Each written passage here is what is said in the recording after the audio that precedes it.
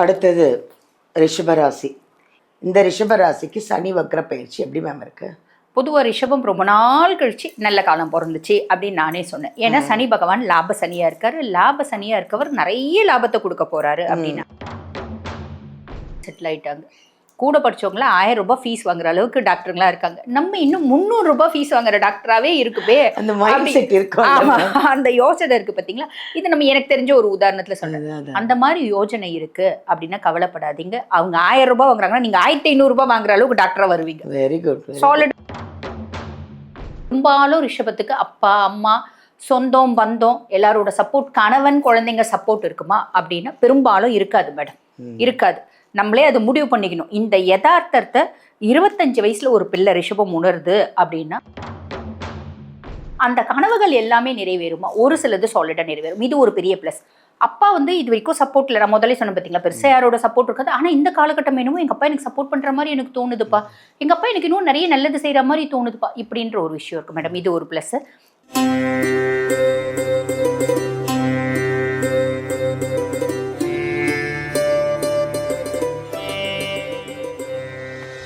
Hi, எல்லாருக்கும் வணக்கம். This is Balambika. உலகமெல்லாம் பார்த்துட்ருக்கிற எங்கள் ஜோதிடர் யுகம் சேனல் அனைவருக்குமே வணக்கம். ஏன்னா அவ்வளோ ரசிகர்கள், அவ்வளோ ஃபேன்ஸ் இருக்கீங்க எங்களுக்கு. நீங்கள் உங்களுடைய கமெண்ட்ஸ் எல்லாம் பார்த்து நாங்கள் இன்னும் என்ன கொடுக்கணும், உங்களுக்காக என்ன பேசணும் அப்படின்னு நாங்கள் இன்னும் ரெடி ஆகிட்டுருக்குறோம். அப்போது அதுக்கெல்லாம் நீங்கள் தானேங்க காரணம். ஸோ வியூவர்ஸ், உங்களுக்கெல்லாம் நாங்கள் நிறைய தேங்க்ஸ் சொல்லணும். ரொம்ப நன்றி. எங்கள் சேனலை இந்த அளவுக்கு நீங்கள் பிரம்மாண்டமாக கொண்டு வந்ததுக்கு ரொம்ப நன்றி. அடுத்தது சனி பெயர்ச்சி இப்போ தாங்க முடிஞ்சுது. ஆனால் சனி வக்ர பெயர்ச்சின்னு ஒன்று இருக்கான். அப்படின்னா என்ன? சனி வக்ர பெயர்ச்சினா என்ன? அந்த சனி வக்ர பயிற்சியில் என்னென்ன நன்மைகள் நடக்க போகுது, என்னென்ன தீமைகளும் நடக்க போகுது எல்லாமே தெரிஞ்சுப்போம் இல்லையா? இந்த 12 ராசிக்கும் இந்த சனி வக்ர பயிற்சியில் என்னென்ன நடக்க போகுது அப்படின்னு கேட்டு தெரிஞ்சுக்க போகிறோம். அதை சொல்கிறதுக்காக ஒரு அருமையான, ஒரு அழகான ஒரு ஜோதிடர் வந்திருக்காங்க. ஜோதிடர் அப்படின்னு சொல்ல முடியாது, அவ்வளோ ஒரு அழகு தேவதை மாதிரி உட்காந்துருக்காங்க என் முன்னாடி. அப்படி ஒரு ஜோதிட சிரோன்மணி டாக்டர் தீபா அருளாளன். உங்களுக்கு கண்டிப்பாக அவங்கள நல்லா தெரிஞ்சிருக்கும். நீங்களாம் அவங்களுக்கு நிறைய ஃபேன்ஸாகவும் இருந்திருப்பீங்க. நான் முதல்ல அவங்களோட ஃபேனு. நிறைய கேட்டு தெரிஞ்சுப்போமே. இந்த சனி வக்ர பயிற்சியில் எவ்வளோ விஷயங்கள்லாம் அவங்க சொல்கிறாங்க 12 ராசிக்கும் அப்படின்னு நம்ம அவங்கள கேட்டு தெரிஞ்சுப்போம். அவங்களே சந்திப்போமா?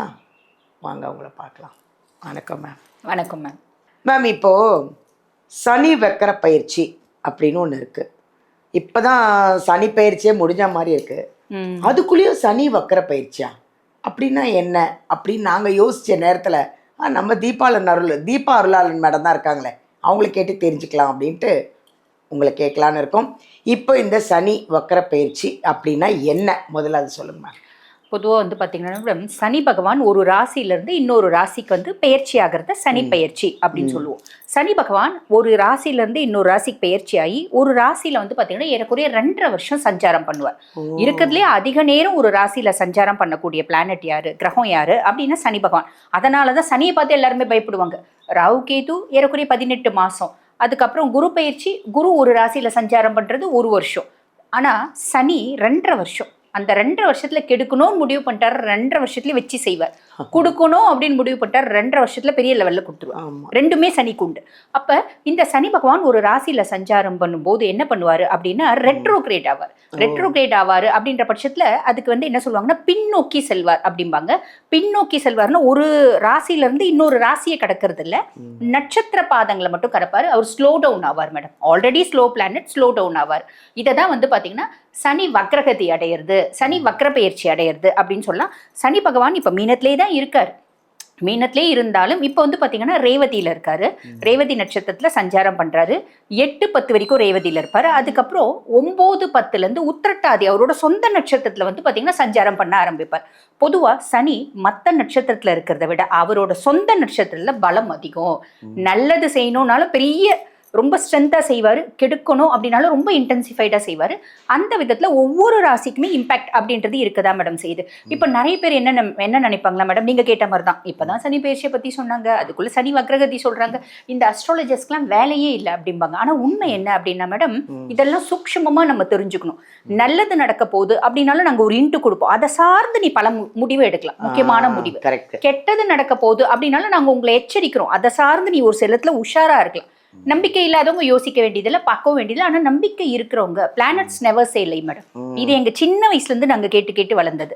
பிளானட்ஸ் நெவர் சே இல்லை, பிளானட்ஸ் ரூல்ஸ் த வேர்ல்ட் அப்படிம்பாங்க. அப்ப நம்ம நினைக்கிறோம் நம்மளோட புத்திசாலித்தனத்தினால நம்ம வாழறோம் அப்படின்னு. நீ உன்னோட புத்திசாலித்தனம் சுடர் விட்டு எரியறதுக்கும் கிரகங்கள் காரணம், உன்னோட புத்திசாலித்தனம் மங்கி போறதுக்கும் கிரகங்கள் காரணம் அப்படின்றத புரிஞ்சுட்டு நாங்கள் சொல்ற ஹின்ஸை கொஞ்சம் காஷியஸா ஃபாலோ பண்ணாங்கன்னா நல்லது மேடம். சூப்பர், ரொம்ப அழகாக சொன்னீங்க.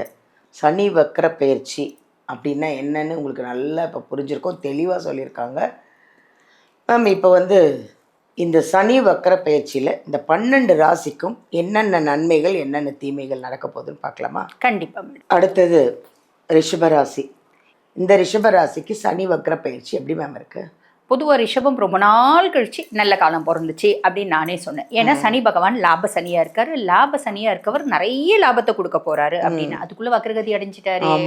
ஐயோ நல்லது கொடுக்கணும்னு அவரா ரொம்ப நாள் கழிச்சு நல்லது கொடுக்கணும்னு வந்தாரு, அதுக்குள்ள அவர் வீக் ஆயிட்டாரு, வக்ரகதி அடைஞ்சிட்டாரு அப்படின்ற மாதிரி நிறைய பேருக்கு குழப்பம் இருக்கும். குழம்பவே வேண்டிய அவசியம் இல்லை மேடம். காரணம் என்ன அப்படின்னா, அவர் வக்ரகதி அடைஞ்சாலும் குருனோட பார்வையோட தான் இருக்காரு இல்லைங்களா?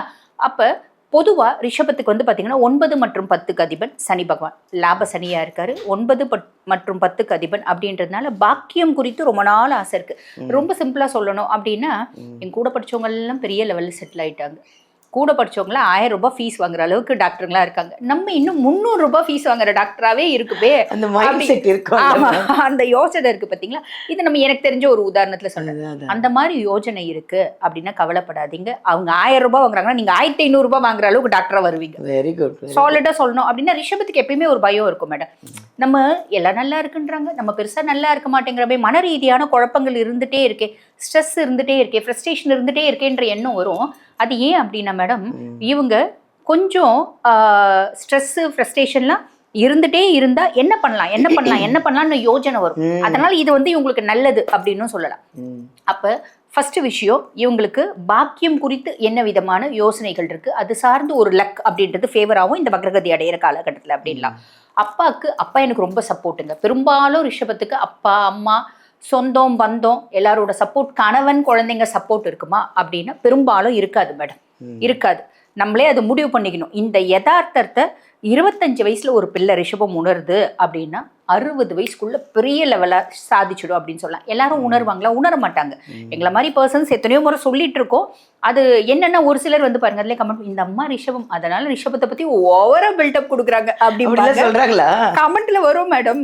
அதாவது இந்த மாதிரி ஒரு வீடியோ, இந்த மாதிரி ஒரு கமெண்ட் ஒரு 4-5 மாதிரி ரிஷபம் நீங்களே எவ்வளவு பேர் இருப்பீங்க அப்படின்னு கேளுங்க. ஆமா, இல்ல ஆக்சுவலி என்னன்னா 4-5 கமெண்ட் பார்த்தேன் நிறைய வீடியோஸ்ல இது வரைக்கும் நான் பார்த்தது. அதுக்கும் மேல ஒரு சிலர் சொல்லுவாங்க, நம்ம நிறைய கஷ்டப்பட்டுருப்பாங்களாட்டு இருக்கு, அதனால தான் ரிஷபத்தை பத்தி அப்படி சொல்றாங்க. பொதுவாக பாத்தீங்கன்னா கஷ்டப்படாத மனுஷங்களே கிடையாது. ஒருத்தருக்கும் ஒரு விதமா இருக்கும். ஒவ்வொரு விதத்துக்கும் நீ கஷ்டப்படலன்னா நீ பகவானை நினைக்க மாட்டேன். அப்ப நீ கஷ்டம் வேணும்னு தான் நினைக்கணும். அப்ப இது நம்ம அப்பா 10வது மாடியில இருந்து கீழே விழுந்துருவப்பா அப்படின்னா நான் விழுந்து பார்த்தா சொல்ல முடியும்? ஆமா, நம்மளோட ரிசர்ச் அப்படின்றது ஒண்ணு இருக்கு இல்லைங்களா? அதுக்கும் மேல நானும் நிறைய விஷயங்களை பாத்தீங்கன்னா ரிஷபம் மிருகசீரிடம் அப்படின்ற பட்சத்துல நானும் பாத்தீங்கன்னா ஒரு சில விஷயங்கள் அனுபவத்துல சொல்றதும் உண்டு madam. At the same time என்னோட ரிசர்ச் ரிஷபத்தை பத்தி தான். ஓகேங்களா? ஒரு அனுபவம் வரும்போது என் வாழ்க்கையில நான் யோசிச்சேன், ஏன் ரிஷபம் கஷ்டப்படுது. இது 16 years பேக் நான் யோசிச்சு அதுக்கப்புறம் தான் நான் ரிஷபத்தை பத்தி நிறைய அனலைஸ் பண்ணனே தவிர. ஸோ இந்த மாதிரிலாம் கேட்பாங்க, இது எதுவும் பில்டப்பும் கிடையாது, இது நம்மளோட அனுபவங்களை சொல்ற விஷயமும் கிடையாது, யதார்த்தமான உண்மை அப்படின்றது உண்மை. அப்ப ரொம்ப சிம்பிளா சொல்லணும்னா ரிஷபத்துக்கு எப்பயுமே அந்த லக் குறித்த ஒரு விஷயம் இருக்கும். எல்லாரும் ரொம்ப சாதாரண ஒரு விஷயத்த ஒரு 5 பைசா ஒரு எஃபர்ட்ல சாதிச்சிடுறாங்க, சக்சஸ் பண்ணிடுறாங்க.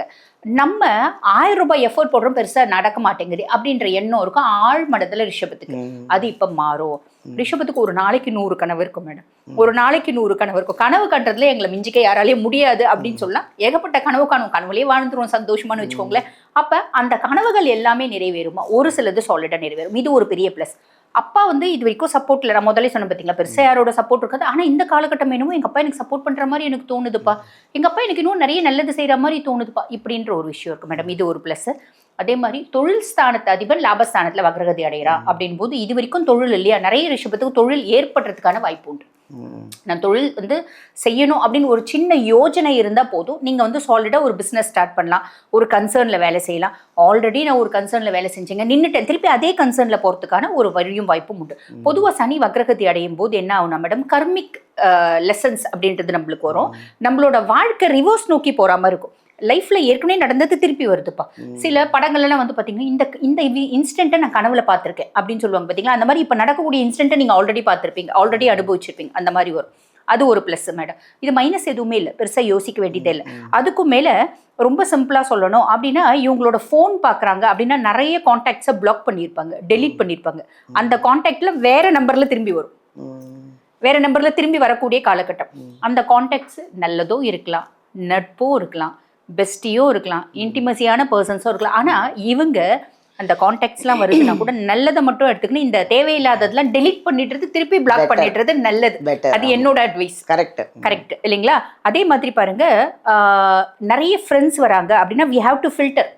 நல்லவங்களை மட்டும் வச்சுட்டு அடுத்து வந்து நம்ம ஏற கட்டிட்டு போயிட்டே இருக்கணும். திருப்பி வந்து தேவையில்லாத டாக்ஸிக் ஃப்ரெண்ட்ஷிப், டாக்ஸிக் ரிலேஷன்ஷிப்குள்ள தயவு செஞ்சு போகக்கூடாது அப்படின்றது என்னோட அட்வைஸ்மெண்ட். அதுக்கப்புறம் அவங்க கேட்கணும்னு ஒன்று இருக்கு இல்லைங்களா, அது கேட்டுக்கினா நல்லது அப்படின்லாம்.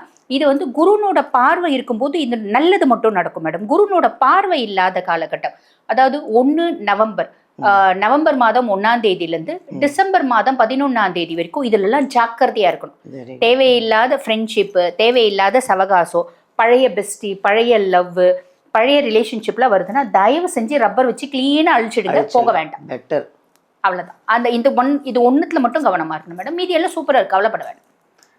ரொம்ப பாசிட்டிவாக சொல்லியிருக்கீங்க. அதை விட ஒரு எச்சரிக்கையும் கொடுத்துட்டீங்க, வார்னிங். அதாவது அவங்க உஷாராக இருக்கிறதுக்கு அவ்வளோ அழகாக சொல்லிட்டீங்க. Thank you ma'am. Thank you ma'am. Thank you. நல்லா இருக்குது ரிஷபராசி. என்னடா நான் என்ன ஆக போகிறோம் அப்படின்லாம் நினைக்காதீங்க, ரொம்ப நல்லா இருக்குது. ஆனால் ஃபுல் வீடியோ பாருங்கள், உங்களுக்கு நிறைய விஷயங்கள் சொன்னாங்க, அதை ஃபாலோ பண்ணுங்கள், கரெக்டாக இருக்கும். உங்களோட லைஃப் ரொம்ப நல்லாயிருக்கும்.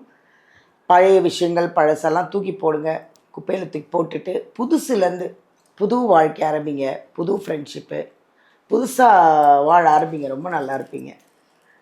வீடியோலேருந்து நம்பர் எடுத்து எங்கள் மேம்கிட்ட நீங்கள் எப்போ வேணாலும் காண்டாக்ட் பண்ணலாம். 24 மணி நேரமும் நீங்கள் ஃபோனில் வாட்ஸ்அப்பில் பேசலாம், உங்களுடைய பிரச்சனைகளை சொல்லலாம், ஜாதகம் இருந்தால் அனுப்பலாம், எல்லாத்துக்கும் ஒரு சொல்யூஷன் கொடுப்பாங்க. தேங்க்யூ.